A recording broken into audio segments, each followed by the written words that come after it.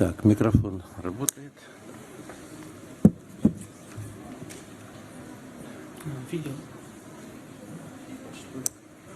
Я понял. Ну что, уважаемые коллеги. Well, dear colleagues and dear attendees of our panel session, I guess we can begin our work today. We are on time, and this is the panel session entitled Efficiency of Preferential Tax Regimes. And I believe that this is a very interesting topic per se, and I'll begin by saying I would like to introduce our panelists today. Here with us, Alexei Sazanov is a Deputy Minister, Minister of Finances, Valery Barrysev, Director of the Department of Analyzing Preferential Tax Regimens from the Ministry of Finance, and Vitaly Kolesnikov, the Deputy Head of the Federal Tax Service of Russia. Sergei Galkin, Deputy Minister of Economic Development. Gaji Gomet Guseinov, the first Deputy Minister for developing the Russian Far East. We have one person representing business community. Oh, I'm sorry. We have Pavel Sorokin. He is a Deputy Head of the Ministry of Energy, and representing business community, Sergei Zhuravlev, the Vice President of the Polus Public Joint Stock Company. Well, now, after these brief introductions, we can begin. We have two main presentations, and we will have, I believe, a Q&A session. We'll have time for it. We can have a discussion on these problem issues. But I would like to begin with my first word of introduction. Speaking about the tax breaks and benefits, these are the tools widely used in the systems of different tax systems. We can identify the social benefits. We're not going to speak about them today. We can also discuss the tax breaks and benefits for small businesses. Probably we will touch upon that, but I doubt that we'll be able to dive deep. And the main goal and the main topic of this panel session are the so-called investment benefits, which are aimed to attract investments into the economy and to make sure that the economy is progressing for the good of the whole country. Well, tax benefits, tax breaks, it's always a subject of discussion. We have difference of opinions on this topic, and I would say that proponents of tax breaks and benefits, they are fully confident that you can solve any issues with this tool, like Baron Munchausen when he was trying to pull himself out by the bootstraps. While skeptics are saying that despite these tax breaks, there is still an issue about their efficiency, and they can disrupt competition, can actually create a wrong competition. And there are some other factors, for example, like sometimes excessive nature of those tax breaks. I guess we will also be mentioning that today. Where the truth lies, let's try to deliberate and let's try to find it out within this allotted time we have for this panel discussion. Once again, I would like to make a couple of statements. I believe that they are important. One of these days, I've read a presentation by the World Bank where they had been discussing two main themes. Number one is just to what extent it is important and significant to have certain factors for those businessmen which are decision makers.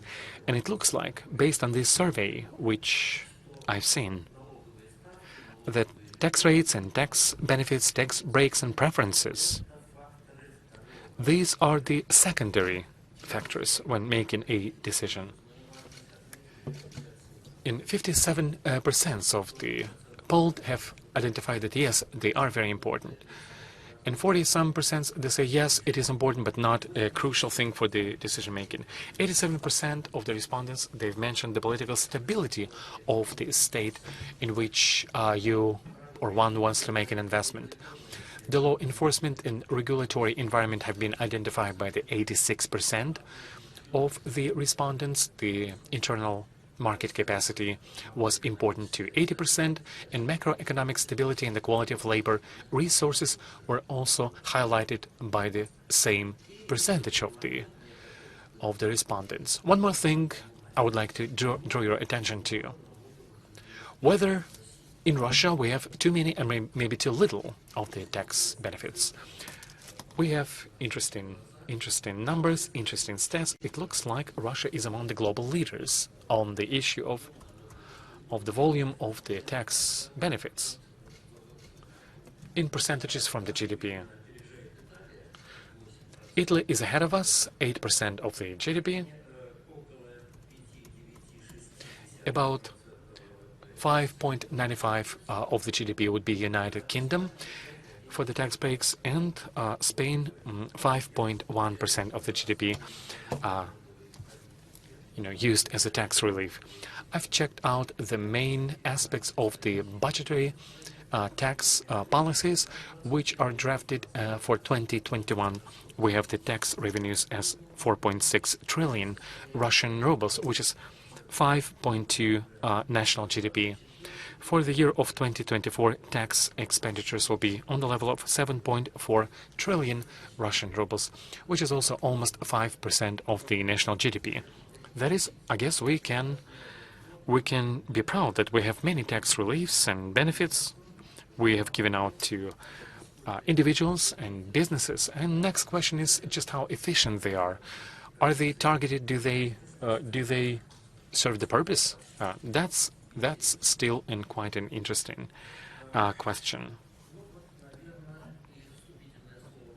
I guess I'm done with my short introduction. I only would like to say that some 10 or 15 years ago in Russia, we've had a wide movement about the tax breaks and relief. Decisions had been made on the so-called special economic zones.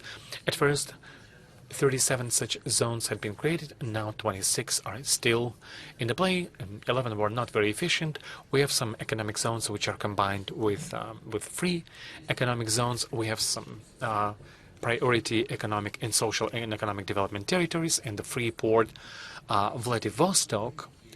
We have some other statuses and some kind of regional investment projects. We have the speaks formations in different structure, and also we have some industrial benefits and regional benefits and many other interesting things. In the year 2020, the Chamber's Account of Russia has published a report about efficiency of tax reliefs, and I would say it was very, very reserved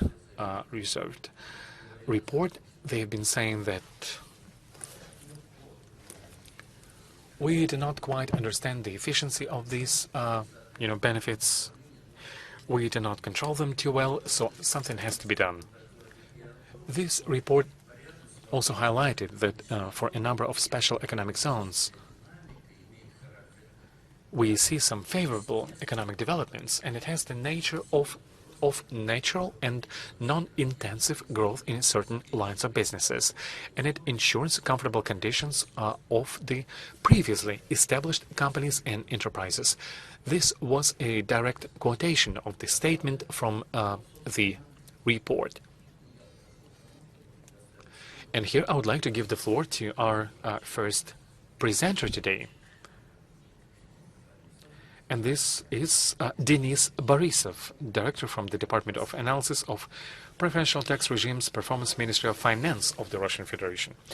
Can you hear me well? Okay, great.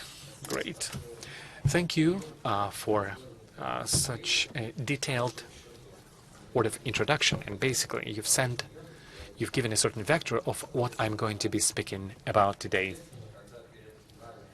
It's quite natural that when we first had faced this dilemma, how can we evaluate those breaks and benefits which we've issued? And if we're speaking about investment tax breaks and benefits, but if you look at the total volume of benefits, you can calculate them differently because some of these tax breaks and benefits can be broken down to federal level, regional level, although in their essence they serve the same purpose in specific situations. So by different estimates, we can say that over 3,000 tax breaks and benefits we have in Russia.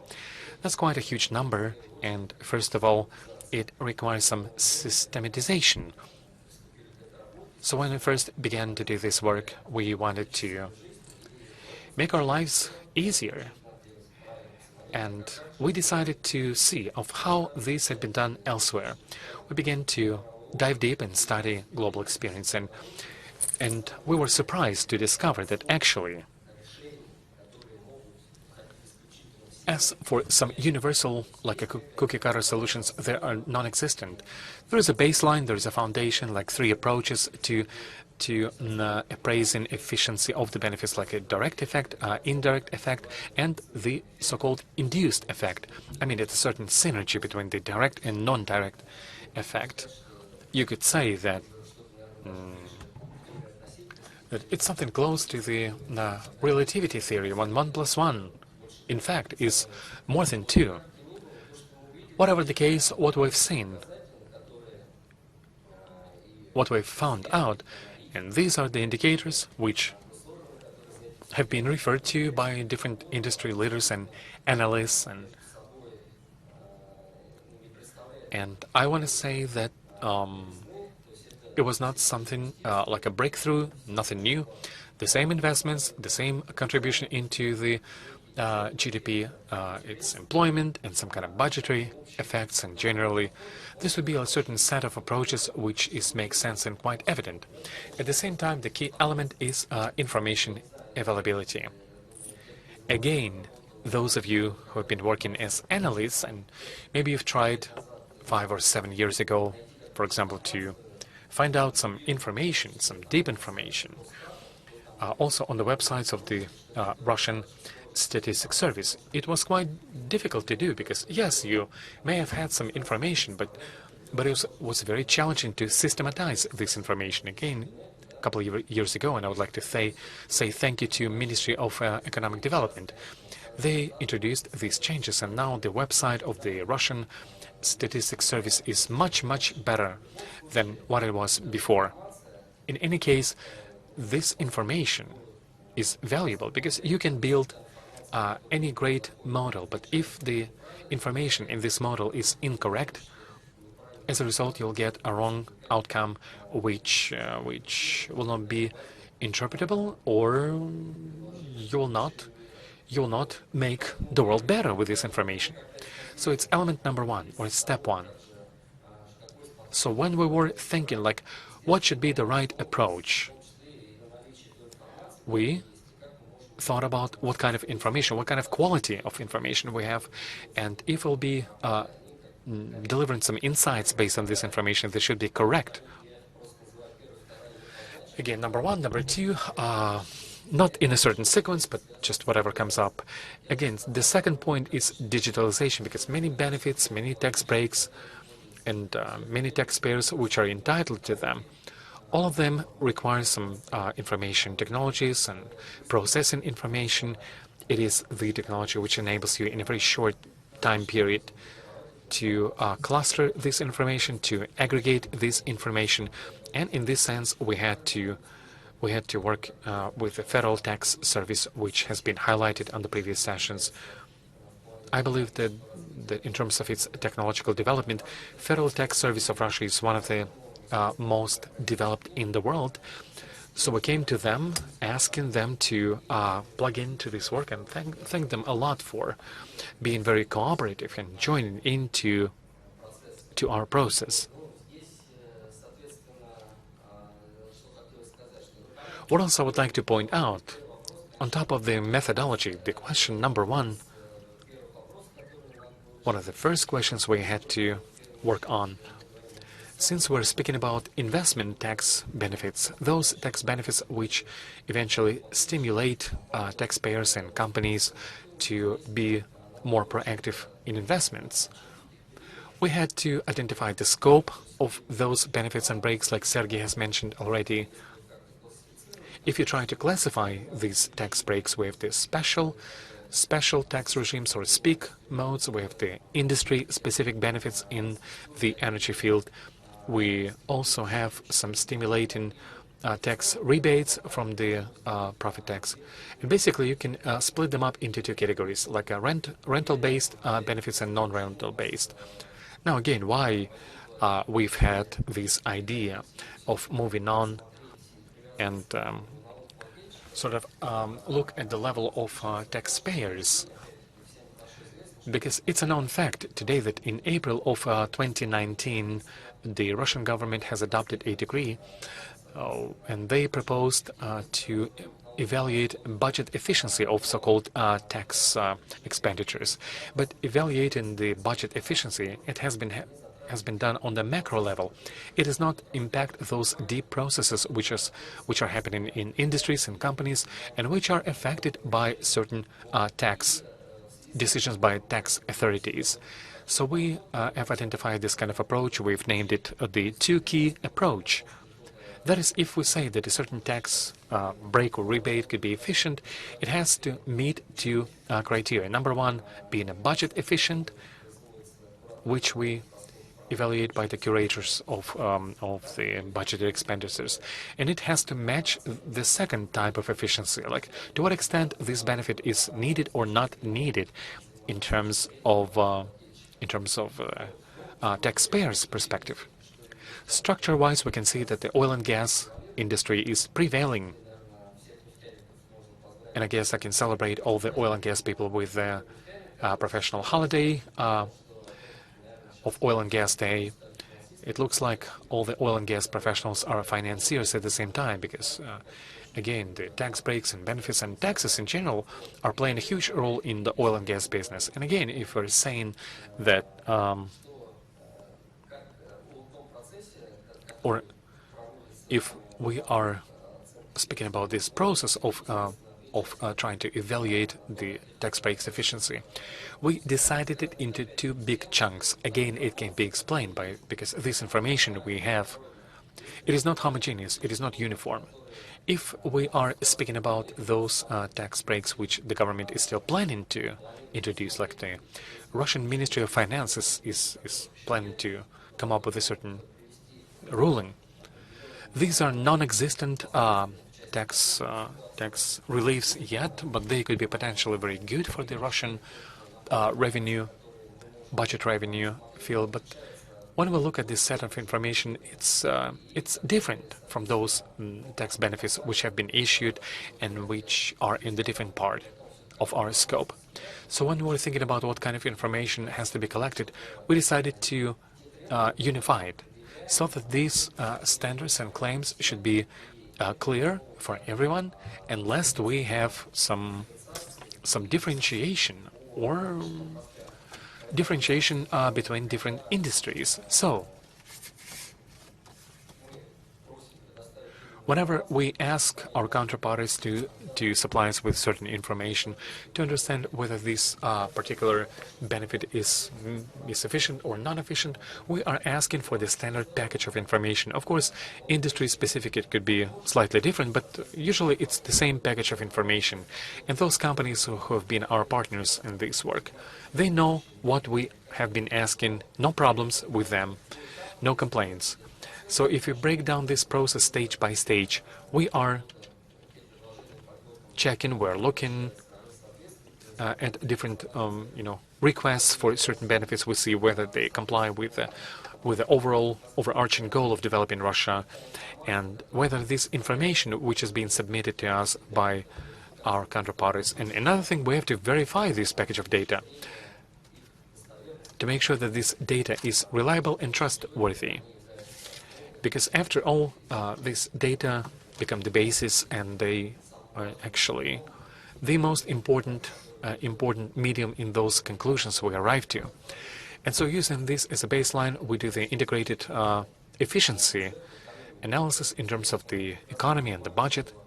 Yes, we understand that when it comes to requests for the new tax breaks and benefits, this could be new projects, and if you try to calculate some budget efficiency, it doesn't make any sense, because again, this project may happen or may not happen. If you compare anything, run anything against zero, it does not make any sense. So in this case, usually, we are trying to project potential revenue from such projects and lay some claims on the level of profitability of the project. And people can say, how do you identify this potential revenue streams of the project? Projects are different. We can discuss it and have a heated discussion around that, but once you open analytical research held by different investment banks, you will see that the discount rates are totally different for different companies, for different banks. We realize that, but sometimes we are being convinced that this and that project may survive if the IRR is about 30%, but at the same time we see that analysts are told that the internal rate of return could be at 10%, and that would be enough, and that this is no go.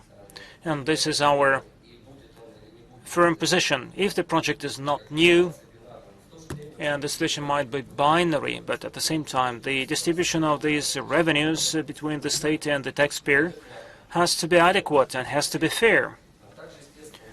After that, certainly we'll look at the projects which are being launched and which in essence can be called an upgrading or modernization projects. We're looking at the budgetary efficiency, how much money the state can earn from that. The IRR has to come with some benchmark. We compare that with how much the state may get. For instance, once it invests into the T-bonds, we look at the key economic indicators such as the level of economic activity. We're all interested in having investments go up, and therefore we pay special attention to the connection between the benefits which are needed in order to implement this and that project and how much the company, rather than the state, is ready to invest into the project. Denise, I apologize. I have to limit you in terms of the time allocated. I'm just speaking about the benefits because in the second part of our roundtable, we'll speak more about our system, which we have developed for the incumbent existing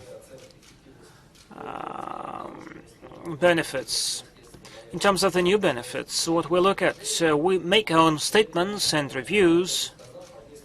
As I said, such an approach is not relevant for the new benefits and the existing benefits, because all these benefits were launched, were offered at a different time with different sets of the goals, which these benefits had to address. Therefore, we decided to take an approach of an efficiency analysis at the level of the taxpayer. We suggested a system which would confirm availability or non-existence of super profits for the taxpayers or the companies which are entitled to that. The data which we're using for our analysis starts from the accounting statements and the data on the budgetary revenues. This database is huge, and therefore we needed the help of our colleagues from the Federal Tax Service. In essence, at the moment, we are about setting up an automated system which will help us to make such an analysis and to verify and identify the taxpayers, breaking down them on the profitable and super profitable. At the moment, this system is only in development, but we didn't waste our time. We decided to use the pilot projects in order to understand whether the problems which were mentioned by Sergei Shitalov exist. We made certain tests of this regimen, and this slide shows the results of the analysis of the special economic zone in Kaliningrad.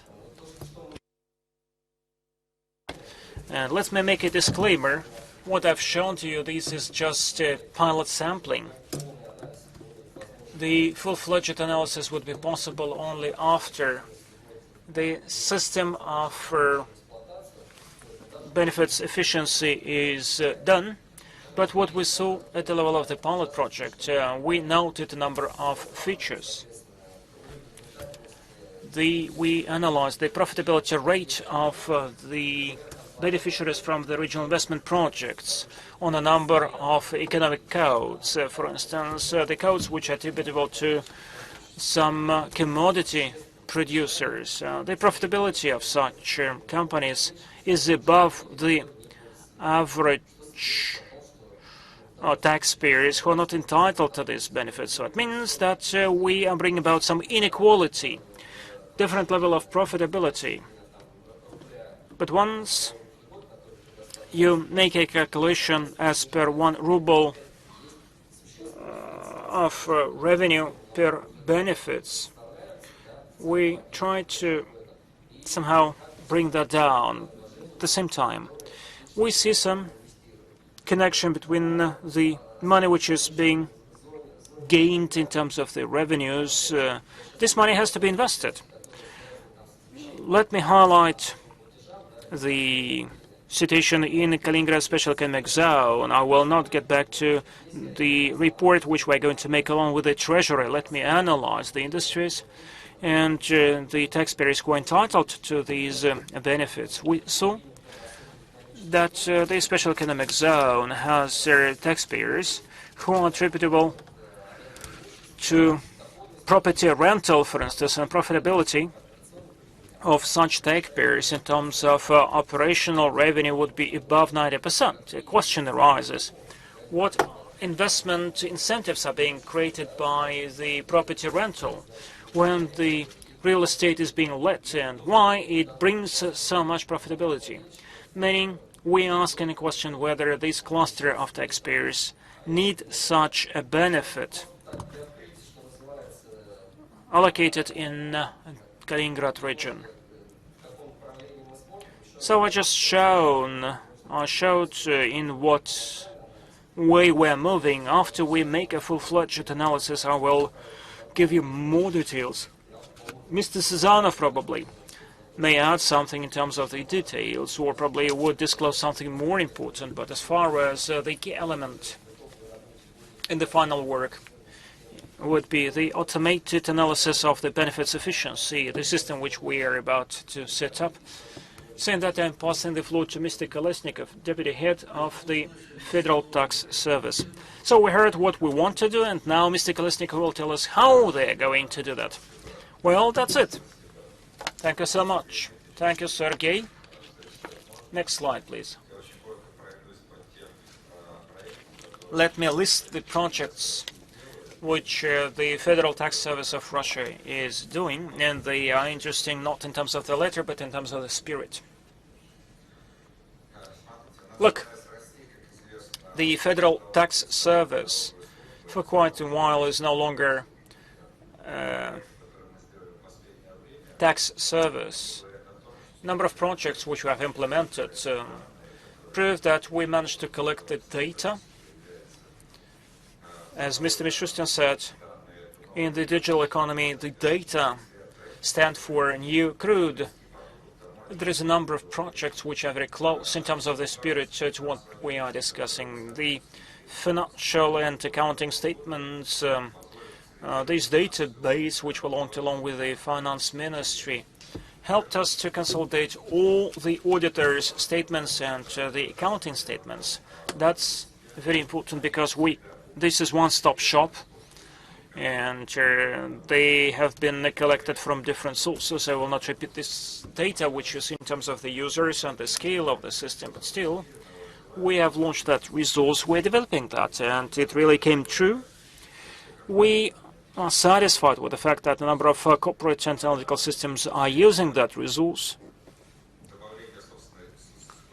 in order to add value to their products. They're selling that with an added value.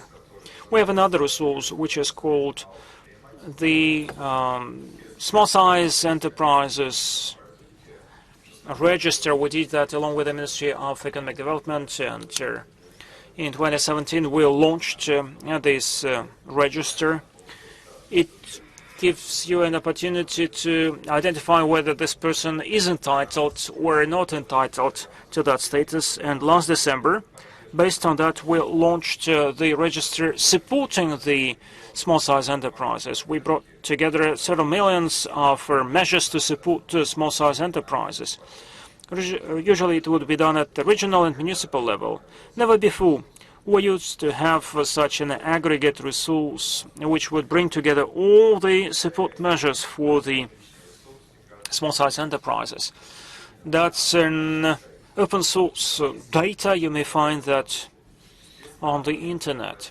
The Ministry for Economic Development and the government decided to look at the efficiency of the support measures which have been extended to the entrepreneurs. We're making some analytical survey. We are providing some analytical service end of the year. We will launch that full-fledgedly, and therefore that data can be calculated in order to determine whether the measure is efficient or not. Another resource is the census of the population.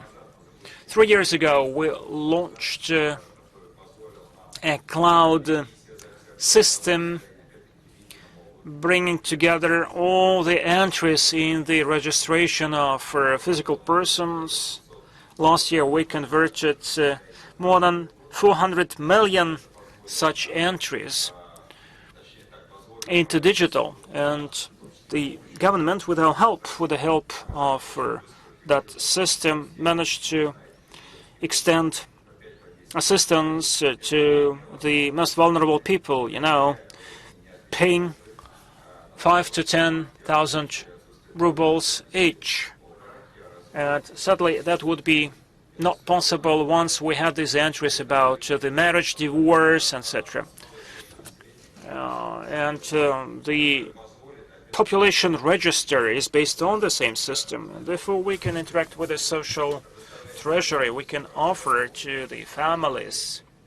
So we no longer speak about the households, we speak about the family, and this data would be rammed home later on to the pension fund and to the Ministry of Labor, so that they could do some calculation using some benchmarks and thresholds in order to decide whether some subsidies have to be paid to the families with children in order to bring them off the poverty.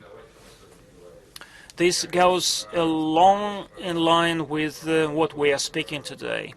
And finally, the product which we set up today, that's about the product benefits. In close cooperation with the Ministry of Finance, we are focusing on the tax spending. For instance, we may understand this way what kinds of costs are being borne by the regions. There are thousands of these spending items. Next slide, please. I have a problem with the clicker. Apologize. In essence, here you see that starting from 2016, we took the data starting from 2016, even starting from 2014. We see that in absolute terms, the number of benefits goes up. For instance, that's the income tax, profit tax, and the property tax. And the volume also goes up. The same is true of the social support. All the time we see the rise in the number of these benefits and rise in the absolute figures. 40% of the benefits of the profit tax are not very right, and they attain no goal. They are not paid back in the run of 3 to 5 years. Colleagues from the finance ministry turned to us, and with great pleasure we accepted that invitation. Why not using all our resources and certain digitalization, which we're not satisfied with, but still many experts believe that it's quite high. So we're thinking about how to set up such an analytical system called tax spending. This is what we're doing, and we're going to commission that next January. I hope that everything would go on well. We are now testing it. We take some methodology from the finance ministry. It is related to the operational profitability and some other indices. We take some preferential regimen, certain zones, which were mentioned before by Sergei. And we look at how this and that preferential regimen or benefit impacted the financial results of the company in certain industries. So we have some economic codes as well. And you're familiar with this, our service offered by the Federal Tax Service, and we compare that with the average industrial profitability and certain thresholds set by the finance ministry. That's a very simple objective. In essence, we are looking at whether the benefits increase the budget for the payroll, whether investments are going up. There are certain coefficients being proposed, and we compare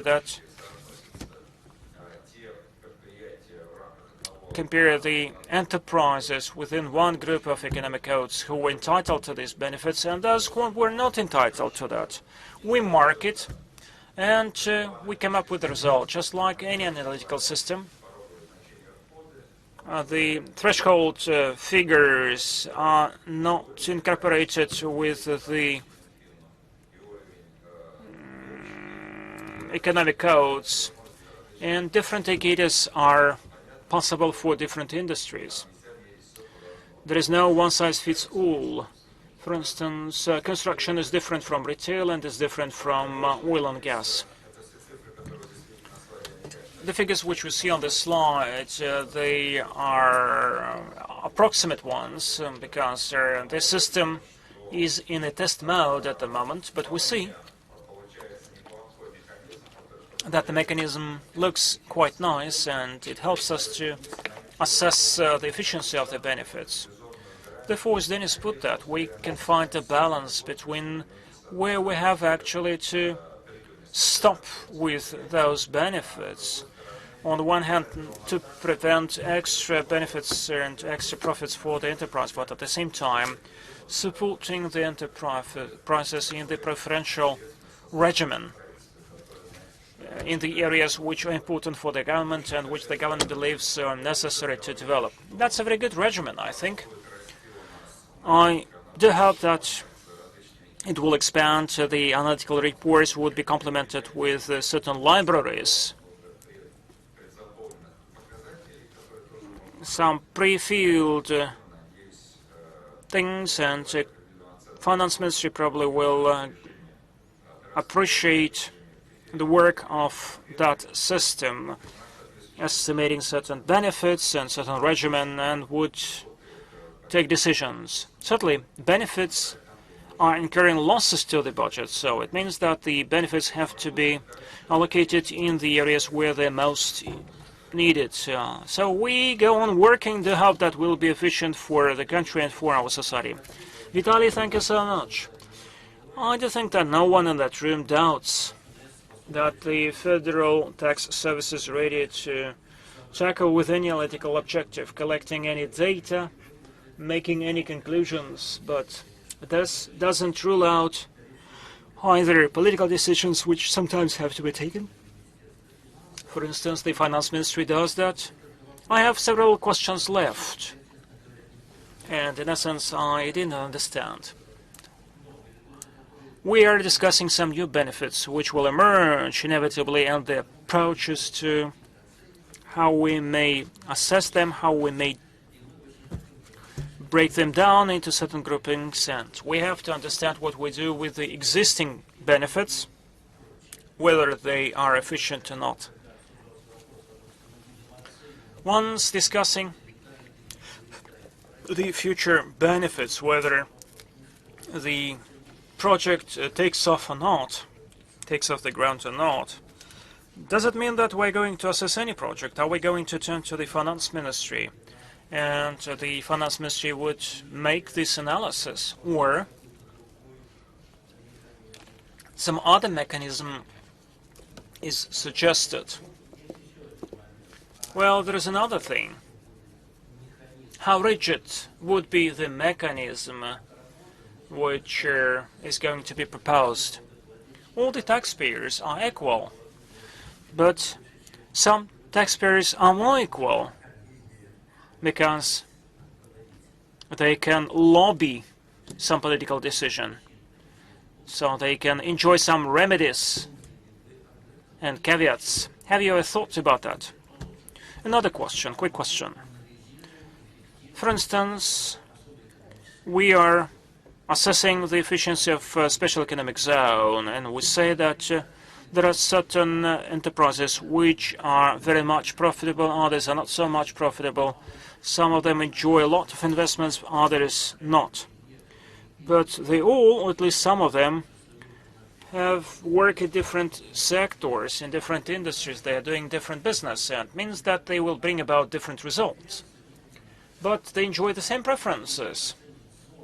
How do we assess whether the economic zone is efficient or not? We have to fine-tune something, we have to wind it down, or what decisions are we to take? Alexei, over to you. Mr. Sazonov. Well, once we're speaking about the investment benefits, first of all, we are performing the instructions of the government and of the president. The finance ministry cannot offer benefits on its own, therefore we are ready to discuss what we are getting. And what Dennis spoke about, this is an attempt to systematize the process. For instance, once you consider some new initiative of extending new benefit, there should be some standardized set of documents or rules. For instance, company A comes to you and says, I have this project, but it will not take off the ground without benefits. Give us some benefits. What will the finance ministry say? First of all, this is the president or the government that has to say. The finance ministry is secondary to that. The finance ministry will never make a proposition to extend benefits to certain projects. Okay, the government tells you, we were approached by company A and it said that it has a very good project, but it will not take off the ground without benefits. Well, this happens very much often. Even when you were younger than today, it used to be so. The years pass, but the companies are the same, A, B, and C. Nothing changes. So I'm very much surprised with your question. So what will your analytics tell you? Well, the analytics will tell us whether the project may take off the ground or will not without the benefits. Okay. I got you. Thank you so much. I have one more quick question. Well, tell us about the special economic zones. Well, the main idea behind that is that we look at different industries for which the benefits work. As Vitaly said, we do some sectorial or industrial analysis. This is not just a list of taxpayers who are using this or that preferential regimen, but we're looking at what industries are using these regimen. Sometimes there has to be some tailored approach. The benefits which are extended, for instance, these might be some obsolete manufacturers who accidentally emerged in this perimeter. But actually, thanks to the benefits, the profitability skyrocketed. This is just some data to contemplate on. We're going to analyze the benefits with regard to the economic codes, and we'll show that information to the analysts. And who is going to be the decision maker to take that decision? I'm not in a position to say. Me and Denise, we have just to feed that information so that people would know what benefits are being offered and what happens as a result of offering these benefits. And probably eventually we'll come up with some common understanding how to fine-tune these preferential regimen. Probably some of them would be ruled out. It is not that we shout that everything is bad and so let us abolish that. No, certainly no. We have to be unbiased. There should not be zoos for the taxpayers. So when the companies say we're not going to compete against anyone and we'll enjoy the benefits and we'll live on that, such an approach is not welcomed by the finance ministry, either by the government. But nevertheless, we have to assess the efficiency of the benefits, or at least we have to discuss that with the society. And my final statement concerning the share of the tax spending and the GDP. So the GDP grew by 4%. Yeah, if you decompose it, so to say 83% of those benefits we have, roughly 50%, speaking about investment benefits. Now we're not discussing about the social benefits, but out of them 83% of all the investment benefits are applied for the oil and gas sector. And this is not surprising. This is not surprising because it reflects the structure of our economy. Oil and gas. I guess we should not compare Russia with Italy and Spain, where you do not have such a big oil and gas sector, which is paying a huge oil and gas rent. And that's why the structure of the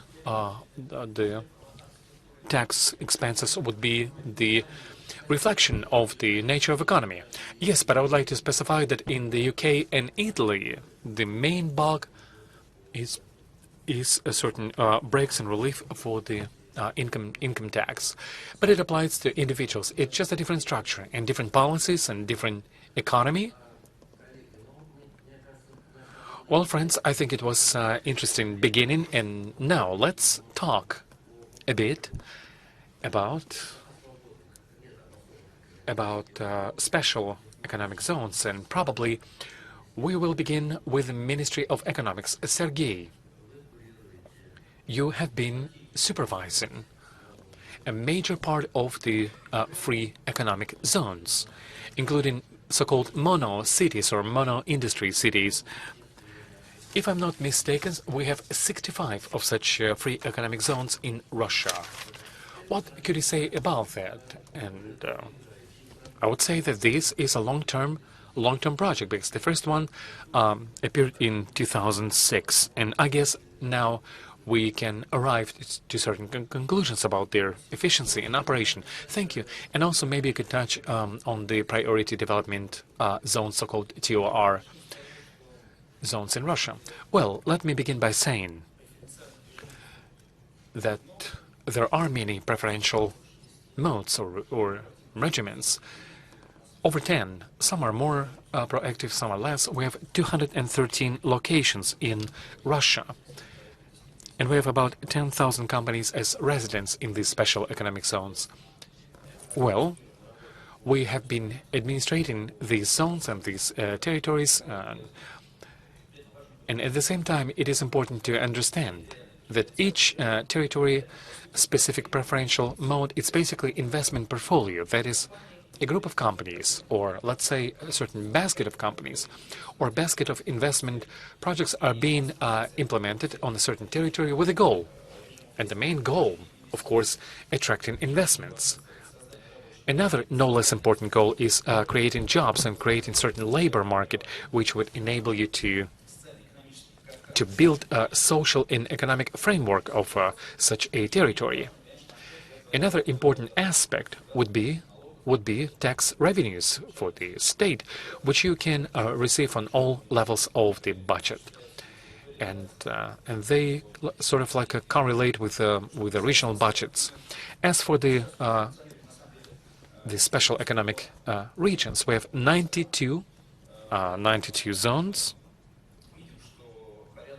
We see that about 52,000 of them are quite sustainable jobs have been created in the economy, and also it's about 138 billion of investments. The biggest ones would be in the Republic of Tatarstan, Russia. We have 2 locations. Basically, these are mono-industry cities. Naberezhnye Chelny, 5.3 jobs have been created, and investments totaled 13 billion. In Zelenodolsk, 7.8 thousand jobs and 6 billions of investments. And the goal of these special zones in the mono-industrial cities is to make them stronger economically in those places, in these towns where they had a very high dependency on the town-forming enterprises, and those cities or towns have been in the crisis. So we had to create more jobs, and these tools is basically aimed at solving this problem.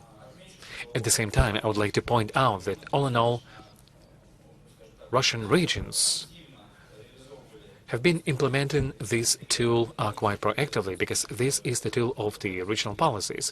This is the special tool for the region heads. And now we can see that all in all, the employment situation has stabilized itself in these kind of mono cities. What we have been observing in the previous time periods was much worse than what we have right now. As for the another instrument, OES, they are about attracting investments, but again, the main goal here would be development of different industries and developing labor market to make sure that we do not have like a disbalance in a particular city, but creating like a growth points in the city. Now we've created these like 39 economic zones.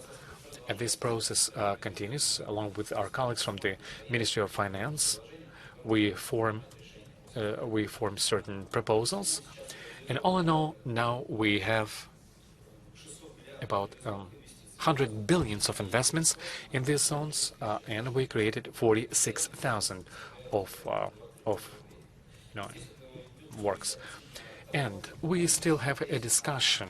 We still have a discussion of whether we have to look into like details of a particular company, and we have the following position: yes, all this analysis that we have to do, all this like a due diligence that we have in a company would be great for doing comparative analysis and trying then to cluster these companies by industries, by territories, and by certain indicators, which would enable us to see some scope and parameters of the economic nature of each industry, of some economic activities.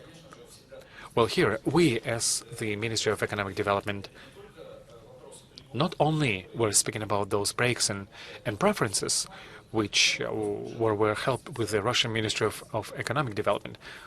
Well, we're speaking about the investments in the federal level, in the regional level, and again the local expenses, which are born for implementing different infrastructure projects. I would like to know that today we have about 223 billion rubles have been invested. Both federal money and regional money have been invested into these infrastructure projects. If we will compare it with the level of tax payments which have been made, it's 211 billion rubles. As a matter of fact, the tax payments from these investment portfolios which we have, they begin to pay back for themselves. Another important thing that in our estimation, we also have all the actual benefits and breaks. Right now, it's 80 billion Russian rubles. If we'll sum up, if we'll compare 80 billions which of the benefits which have been provided and those tax payments which we've had. It looks like the tax payments are increase by the factor of 2.5. Then, if we take all the budget investments and taxes, it looks like 300 billion rubles. Against them, we can see that the return on investments is 70%. And we have certain locations like Alabaga, where we have the return of ROI of 130%, both of the budget investments and the taxes which are being collected every year. In St. Petersburg, it's 157%. Yes, we do have some zones which weren't able to reach at the sustainable operational phase. We closed down these kind of zones. The reason for closing them down is lack of activity of the local residents or investors, or no investors at all. But now basically, well, previously we've had situation where we could have no investors. Sometimes you could build the zone and there was no like a very big elaborations on these kind of investors. But now we make analysis of each resident, and basically we try to form very diversified portfolio whenever people and companies come, to make sure that this economic zone is sustainable. We have adopted some changes into our regulations on building the zones, and we put the requirement about the minimum volume of investment, about the minimum number of investors, so that we could build a sustainable investment portfolio for a project. And at this stage, we have the procedure of due diligence for each project.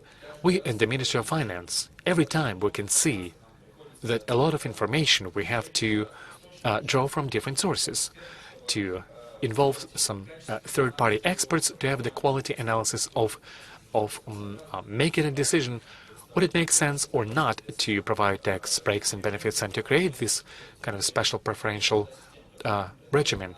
And this system offered by the Ministry of Finance will help us to be more precise, and it will become one of the sources to make comparisons, analysis, and building the total picture of how we can move forward. So we're very optimistic. Once again, I would like to point out that whenever you create a zone, and the economic zone life cycle is the bid and application, then investment phase of investment, then operational stage when these investments are working. Now, in our Ministry of Economic Development, for each stage, we've made improvements which enable you at each stage to see what is really going on. Let me specify. On the application stage, we check the application, we do analysis, and we build a diversified portfolio. On the investment stage, we are following investment plans of companies, and we synchronize it with the budget investments. If they're used, usually we have them. In operational stage, we monitor the process of obtaining benefits and revenues, and whether we have some economic effect, economic outcome, like creating new jobs and implemented investments.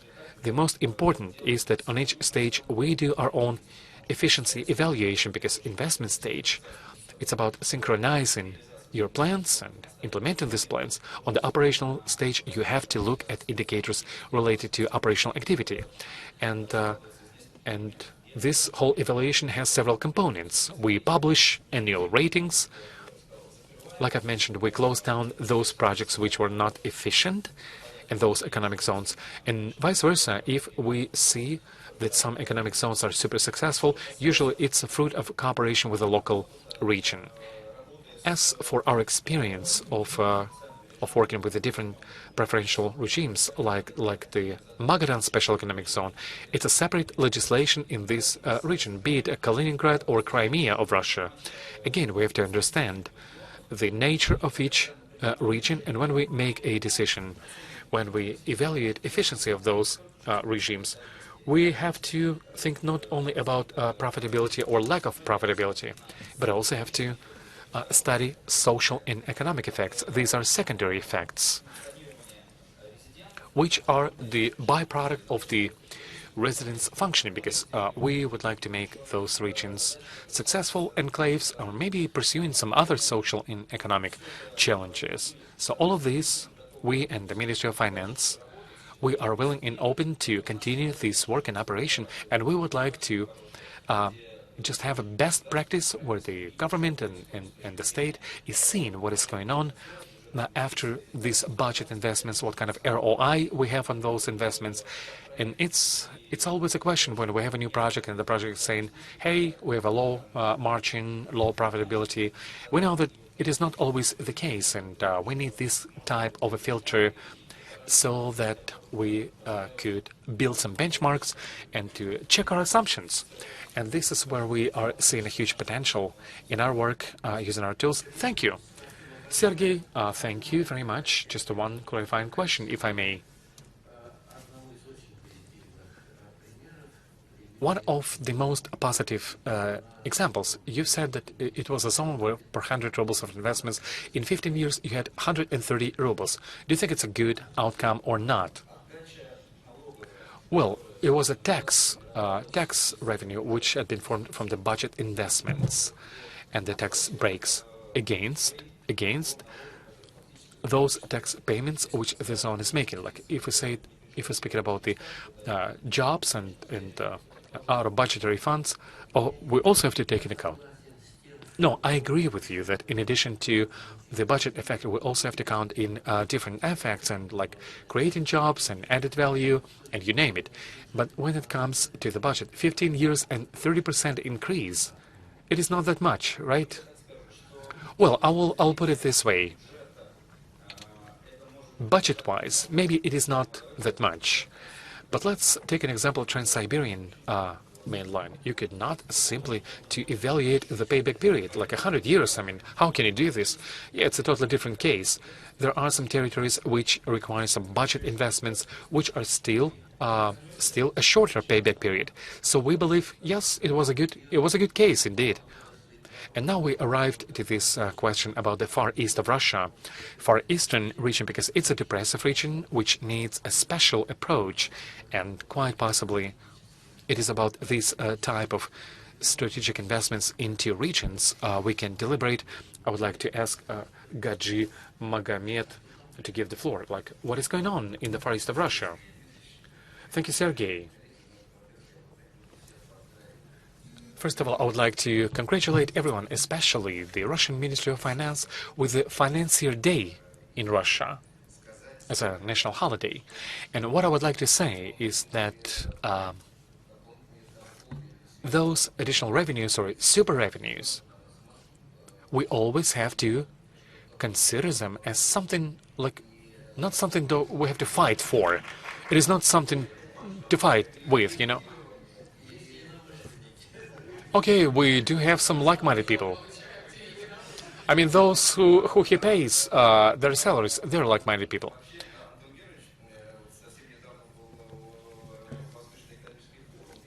We've had the Eastern Economic Forum. We've had some meetings with the Russian president, and Anton said that we have to have a positive outlook. So I'm just continuing this tradition of having a positive outlook, you know, to stay on the sunny side, so to speak. And answering your question, what shall we do if some companies came to the Ministry of Finance and these companies say, hey, we need some breaks and benefits? What I would suggest is go to the far east of Russia. We do have some special, like, investors package at the far east of Russia. It's all been prepared for.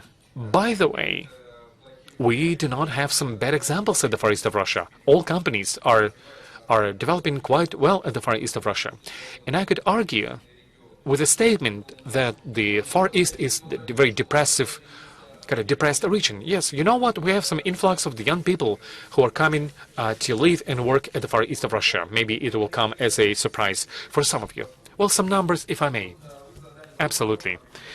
I'm answering your question. This is the result of using these special priority development zones and the free port of Vladivostok in the Far Eastern Federal District. 2,066 investment, 2,606 projects, investment projects, and 2,052 projects in the free port of Vladivostok. 6.3 trillion of declared investments since 2015. Those have been signed. It is not just, you know, like a bid, like declaration. Those are the signed contracts.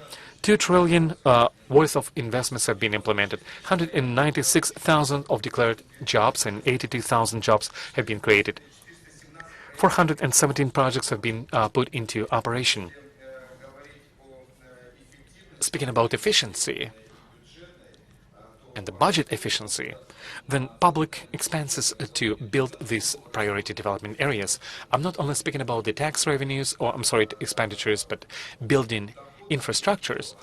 Then the revenues from these kind of special economic priority development zones, because they even have the tax breaks, they exceed by the factor of 1.5 their expenses.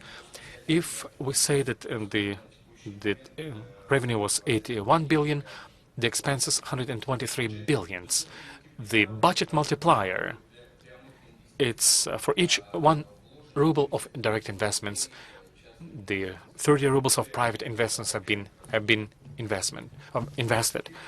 And so the outcome of all of this is the increase of industrial output in the far east of Russia through 2015-2020 by 20% against 10.3% of the average Russian indication. What I would like to mention, the president himself was speaking at the forum that we have to continue improving these preferential territories and preferential economic regimes. Maybe we can use tax breaks and benefits. We can provide additional competitive edge to these special territories. Yes, now we are looking into different tools, among them to cut the time period for creating industrial site, simplified permits and paperwork. We're trying to eliminate all the administrative barriers and measures which sometimes prolong the project implementation. It's about time, and time is money, as they say. Recently, Mikhail Mishustin, the Russian Prime Minister, has declared it, and we decided to build this kind of super tour or super special economic zone at the Russian Kuril Islands, and it's about 10 years that we would like to provide these special tax breaks to these islands, and also the Prime Minister has mentioned that VAT tax would also be subsidized for Kuril Islands. What else I would like to say, that in addition to the tax breaks, one big issue is the local infrastructure. Those are big expenditures for the investors, and we have several tools of how to support investors and to compensate some expenses of building this infrastructure.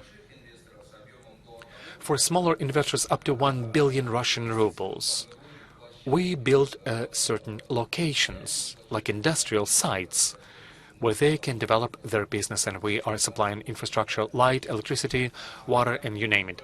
For the bigger projects, we propose reimbursements of the expenses that they have. And I would like to ask your permission, because at this session we can fantasize a little, right? And this is my proposal. I think it would be great. Let us provide to the Far East investment cashback. It seems to be a buzzword right now because we have a cashback in the Russian tourism industry. And this is what we could do. But all in all, we could minimize any interaction between the business and the state. This is what Russian companies want. So people are positive about this tax breaks, because when people are paying less taxes, they do not have any communication with the state. They simply pay less money to the government. In that sense, for the business and for the inspectors, this is not a subject matter of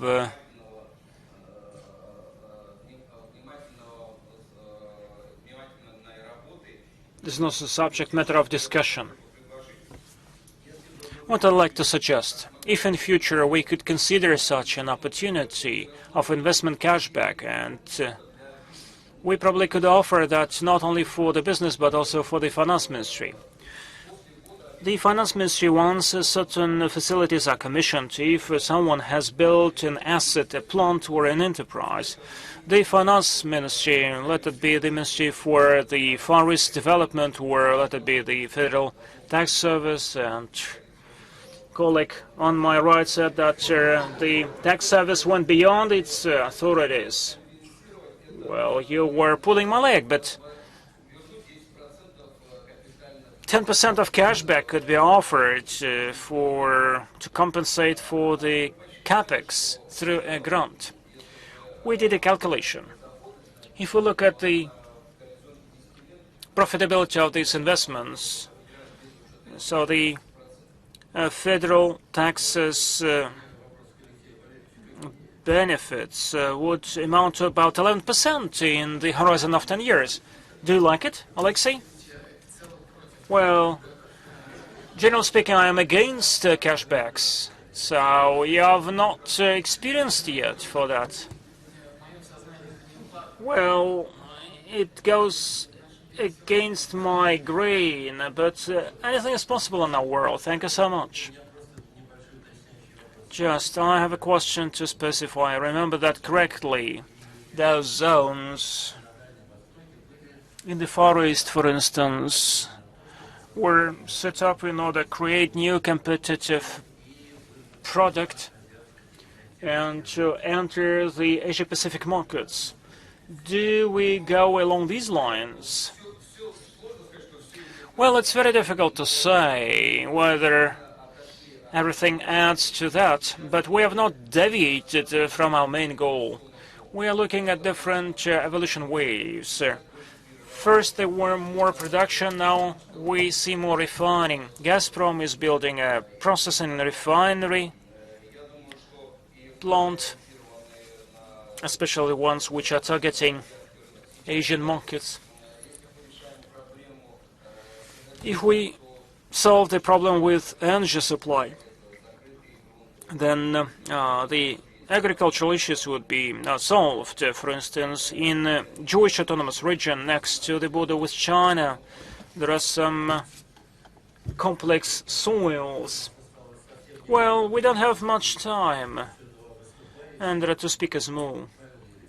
Pavel, I have a question to you.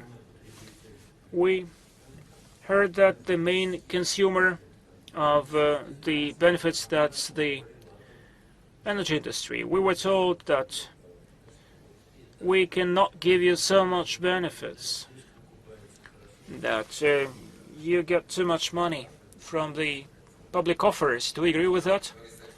Well, let's speak about these companies, ABC, and 80% of the benefits. I will try to be brief as far as we run out of time. I prepared the presentation, but the essence of it is that if we look at the overall production volume, last year certain changes took place, but 80% of the production is subsidized, so it can be considered as too much. But let's have a look at what these benefits gave us over the last 15 years. We have aggregated all those benefits and budget revenues. The extra output or the extra production thanks to these benefits, because of the revenues in the core industry from oil and gas, surpasses the amount of these benefits. And besides, we generated about 8.3 trillion rubles of investments, quite a hefty amount of money for any sector. And here you see the extra output to the tune of 1 billion tons, so that's enough. If we actually let aside the OPEC Plus agreement, we are producing 500 million tons a year, so 1 billion tons, that's quite enough. And there are some mature fields which can provide the production with any tax regimen, but still the benefits were quite efficient. But what you have to know, you see on the next slide. We didn't make any predictions or focused without some speaking about any future predictions. The crude price ranged from $30 to $80 per barrel, and we're again letting aside the potential production rate. The chart is quite illustrative. So once actually the crude prices are 80, the rent would be quite enough, and you can take part of that rent. But if the crude prices are $30 per barrel, then the rent would be totally unaffordable for the companies. In essence, the key idea behind this slide is that not always we have to call it a benefit. We still will have the reserve and we'll always have the potential, but whether we are ready to get 8.5 trillion rubles of investments, and it can translate into giant orders for the adjacent industries, and the energy sector accounts for about 20% of the GDP. By 2030, this extra margin is quite little, even at the worst-case scenario. And the question arises how we reach this balance in the fat years. We do not let too much profitability, which is not right, but on the other hand, how actually we make sure that for 10-15 years to come, the industry is still generating profits. And coming to my conclusion, so there is an example of some efficient initiatives which were developed for more than 2 years. Last October, we adopted these initiatives thanks to the Ministry of Finance in order to create such an incentive. That's about upgrading petrochemistry and refineries. Since last October, 1.3 coefficient has been introduced. This is what the colleagues from the tax service told us, and Alexei told us about that. When you do the measurement by efficiency, and once the investment agreement is violated, you have to pay it back. So 8% of IRR for the hydrocracking unit. No one can afford that, but actually once you use 1.4 coefficient, you multiply that by 8 and you double it. So then the IRR would be about 24%. The exchange rate, for instance, grew by 15%, and so the capex increased as well, but the price always is adjusted proportionately. Hydrocracking unit is the same story. It created some incentive, and that's the result. This is an agreement signed, the first and the second round of negotiations. It was about 1.5 trillion of investments until 2026, and a lot of new facilities and units. And it will give us about 4.5 million tons of gasoline and 10 million tons of diesel incrementally. So, and selling that, we will pay the profit tax and the taxes for transportation, etc., etc. So that's a huge figure, and by 2030. Next slide, please. It will help us to increase the output of the light products, increase by 5% against the current level. The same is true of petrochemistry. Speaking about doesn't work. The same is true of petrochemistry. This is a capital-intensive industry which is critical for the survival of the industry amid the energy transition. Before, for instance, petrochemistry without the subsidies would enjoy the IRR of about 80%, which is not enough. In the run of 8 to 10 years in this volatile sector, then thanks to the investment agreement, the IRR would be increased by several points, and reaching 12%, it makes it quite viable. And therefore the Russian Federation may get, as you see, almost tripling of production of major polymers, and therefore we may take up to 7% of the share in the market.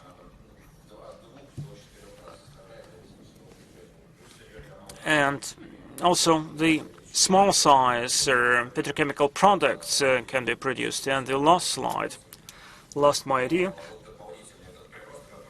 And this is incremental growth. The investments drawn by the business range from 2.6 to 6%. The charts, which I heard before, actually disregarded the 4.6% of investments for extra projects which may pop up.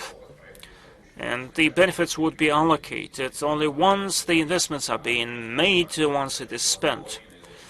So even if half of this amount is spent on the Russian contractors, because the petrochemistry is not the most input substitute industry still, it may give us a lot of effect for the Russian economy.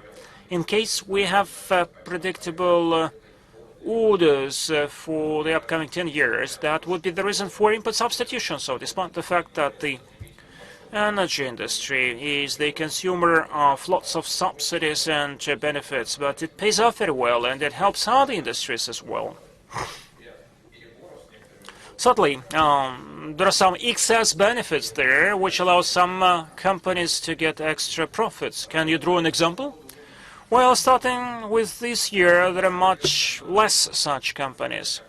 So the objective at hand is to provide for predictability. The investors need clear-cut rules for the upcoming 10 to 15 years. We have to tailor the system so that it would draw the investments to the industries which can give you a multiplication effect. And bear in mind that the rent will go down. Still, we have to be able to use these resources despite the energy transition. Pavel, thank you so much. We almost ran out of time. Let me also say that some states offering the benefits to the business would set the conditions on which these benefits are extended, and if these commitments are not met or not performed fully, that's a reason to claim all the taxes which were not paid because of these benefits. I have multiple such cases out of the foreign practice. As far as I understand, Russia is also ready to discuss this issue. All right? The last two cases which we have drawn, yes, actually, this made me think of that. We have one final speaker, and this is with great pleasure that I introduce to you Sergei Igorovich. We didn't speak about the regional investment projects. If I'm not mistaken, we have an example, a success story of a regional investment project. Well, thank you so much. Yes, there was a situation in 2013 when building one of the biggest mining projects in the Far East. The reserves were not confirmed and the project was almost frozen. All the contractors were fired. The equipment was no longer procured, but thanks to the regional investment project, we managed to implement that project. Unfortunately, not on the scale it was planned before, but at the moment it works very well. It produces 14 tons of gold a year. It employs 2,000 people, and satellite enterprises created jobs for 1,000 people more. This enterprise is already paying taxes, net tax, for instance, and the tax benefits would amount to the figure which is 5 times less than what the federal budget would gain in terms of the taxes. mining projects usually have long service life, and starting from licensing to the launch of the mining and concentration plant takes about 10 years. And even our short-term project, building a gold mining factory in Krasnoyarsk, its service life is only 5 years. We used this regional investment project regimen, and it will give us a lot of effect, almost increasing the budget revenues 5 times. It's quite obvious for us that this mechanism is efficient and is demanded for. In order to assess its efficiency, the state has to proceed from, and I listened to the presentation by Denise, we have to proceed from the fact that there are no budgetary losses. There are just new taxes, despite the benefits in terms of the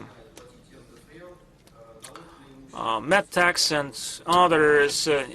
Even from the very beginning, the profit tax has to be paid and the social taxes have to be paid. But in a couple of years, it pays the MET tax, and at the same time, the satellite enterprises are paying taxes as well. Besides, it won't be right to say, to assess the efficiency of the regional investment projects 5 years after they were launched. In 2016, we launched that, and the first 5 years usually would be most favorable regimen for the business. The budgetary effect, the expected budgetary effect, or budgetary revenues would be negative, but in 10 years, this is something we have to look at. For instance, the same is true of the priority development areas, which cannot be studied and analyzed sooner than in 20 years.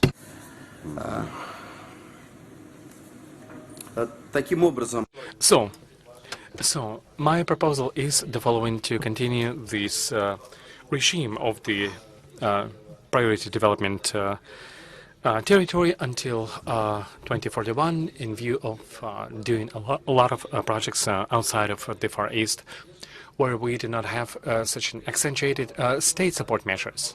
At the same time, we could set up the higher capex compared to what is being offered right now, and also to introduce a stabilization clause which would specify that these kind of benefits would be unchangeable. And I'm done, briefly. Thank you. I have a question, if I may. How easy and how soon you were able to build yourself into this new regime, the regional investment projects, that is? Did you have any problems? Well, all in all, I believe that we did not have any global problems, per se. I guess problems were to make an agreement in the region to make it into the registry. It is not a problem anymore, right? Yeah, it's a small problem today. It is not a big one. It's more like, it is not a systemic problem. It's just a kind of work-as-you-go problem. Dear colleagues, well, we ran out of time. The time is up. Anyway, what I can do is say thank you to all of our panelists today. Very good job. I think we've touched upon very interesting topics and issues. We got great answers, something to think about, something to ponder, and I'm hoping that our audience spend this time very fruitfully, and quite possibly they will also get some ideas. And as we conclude, once again, congratulate everyone on the Financial Day in Russia. Have a good day. Ну, будем знать. Живенько.